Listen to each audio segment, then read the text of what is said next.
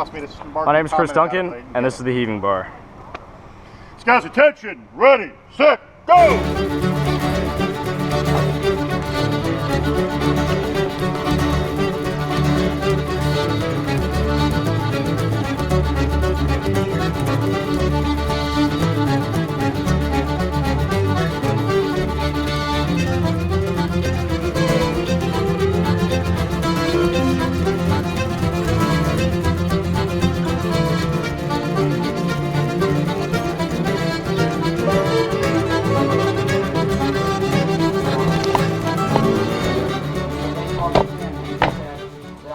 We're back. We're back. It's Clark Green. This is day number 6. It's Saturday, right here at Camp Horseshoe. We got in last Sunday. Interesting thing, Horseshoe is probably one of the last camps that actually runs a full 7-day program. We got in last Sunday at just after lunch, so right around 1:30 or so, and we will leave this Sunday about a half hour or so before the next group of scouts come in. And that is, like I said, most camps are running 5 or 6 days now, but Horseshoe still runs 7 days. Yeah, you'd think the week would be busy, but it's the weekend where we pack a whole lot of stuff in. A lot of exciting things happening. Yeah, well, for instance, today, and you'll get to... Yes. Paul Bunyan Field Day! Paul Bunyan Field Day! Yes! Was that... Yeah, that was a little over the top. It's a thing. So anyway, what you will see today is kind of brief, but with the promise of lots of other interesting things coming up about what happens during this weekend. Paul Bunyan Field Day, there's the OA Tap Out at tonight's retreat ceremony. And then we've got the OA Pageant tonight at our awards campfire. Right. It's a non-stop day. And then the probably pivoting central event of the week, of course, is Sunday lunch in the dining hall. And I'll make sure to show you, give you a flavor of the way that all those things work. But I have to go home and recover. And that could take from, 6 to 8 months. September next year, maybe. Yeah, perhaps. But you've continued to send emails, and I'm certainly appreciative. And we heard from Dean Robertson. Dean is with Troop 315 in Macomb, Illinois. And he said, I just finished my first year at camp with my son, a first-year scout. We had a blast. Thanks for the updates and for the advice on your website. This is awesome. People from all over, even those who don't come here, are checking this out. Oh, yeah. Well, you know what? You don't have this experience yet, but the first-year camp with first-year scout, Dean, I wish I could go back. Well, maybe not really, but congratulations on that. And thanks for being in touch. I really appreciate you sharing Absolutely. That. This is from Greg Sipley? Sipley. Greg Sipley missed his week at Camp Napawan this year. Sorry to hear about that. But hey, you went to Philmont while your troop was there. Well worth it. That's awesome. I wonder what trek you did. Cool. Updates are excellent. Make me wish I could still go. Got a little sentimental today as I came across a photo of my dad at Camp Owasipe. Owasapi, maybe? Owasapi from 1940. So way that back at in Camp Owasapi from 1940, you got a little sentimental. Let's get a little sentimental. Okay, good. That's a little. Gives us great advice that if there's lightning, the safe place to be is under the bear bag line. It says it acts potentially like a Faraday cage. Never would have thought. Science at work. That could be the kind of advice that is meant to eliminate surplus campers. Oh, well, he's saying that bears might have an objection, but he thinks they can bear it. Ooh, too soon. Another one from Jay DeBoy. Jay DeBoy. Hi, Clark. Hope your week at camp was a successful and productive one. Boy, and how. It has been. Excellent. Troop 36, 75 years old, from Long Valley, New Jersey. They went to camp at Camp Summers, Mount Alamucky? Alamucky. Yeah. Great mix of old and young scouts. That's the best kind to have. If you have too much of one, you miss out and have the experience. Older ones did adventure stuff like rock climbing and ATV riding, or they worked on their Eagle badges at the Eagle's Nest. His question is, what's your feeling of having a dedicated work/study area at camp for Life Scouts to work on Eagle requirements? Will? Ooh, man. All right. So my long-standing opinion is that the best camp merit badges are the ones you can do nowhere else. You know, I did not have a rock wall climbing cope course. I can't go kayaking any day of the week. Kayaking. That said, advancement is one of the primary things a lot of scouts come here to work on, being able to do 4 or 5 or even 6 merit badges in 1 week. And it all depends on what your focus is. Yeah, what your focus is. What do you want to get out of your week at camp? So I think it's really great to have We have the Eagle Resource Center, which is not as big as it could be. We do a Life to Eagle Scout snack, which is a nice networking time.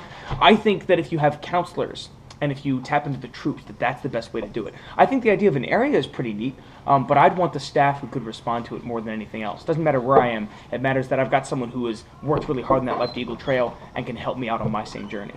And that kind of leads me to the way I'd kind of like to sew this all up. Now, as I promised, I'm going to have some footage of these wonderful weekend events that happen and maybe a little bit of commentary to go with them.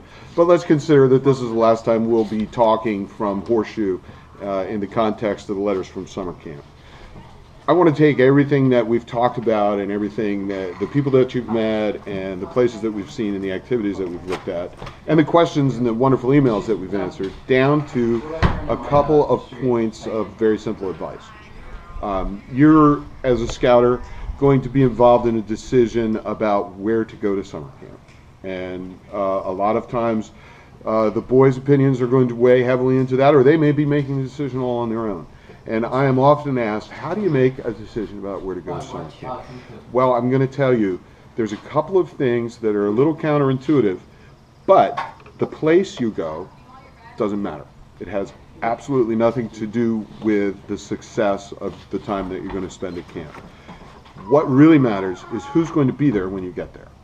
That's what really, really matters. So, the point of all of our work, of the establishment of the BSA, the fact that you're a scout leader, the point of all this is that individual boys are affected with the scout program and they get a positive influence out of it. That's the point. So let's keep our eye on the point. That's really easy to lose track of too. You get caught up in It projects is. and tasks and you lose the idea that it's what can I do for this child? What can I do for this young man? Right, it's Become a that man. scout that's in front of you right now. Yeah. Okay, is giving him a positive influence by his having participated in the program.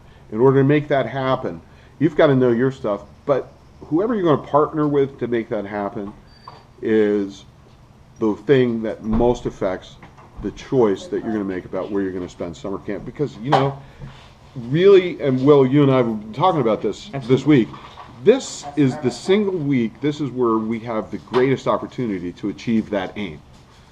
So we want to make sure that we partner well with the staff that we're going to take our boys to, who they're going to spend their time with during a week. So it's really easy, okay? You're looking for a staff who is energized, excited, who has a great deal of spirit and drive. You need them to be knowledgeable. You need them to be flexible because you know something's going to pop up. Someone's going to find a challenge they didn't expect. Right. Someone's going to have a problem with material and you want that instructor or you want that counselor or you just want that staff member to be able to help you out when you're in need. And you're looking for people who are resilient Oh, yeah. and who are able to meet unpredictable challenges, because camp is one giant unpredictable challenge most of the time.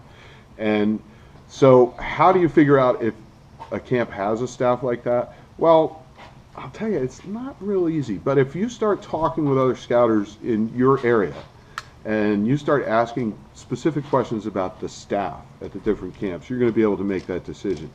If you need to get it down to a metric, talk to the camp director or talk to whoever is at the council who can track the idea of how many staff members return from your year. That's a great measure.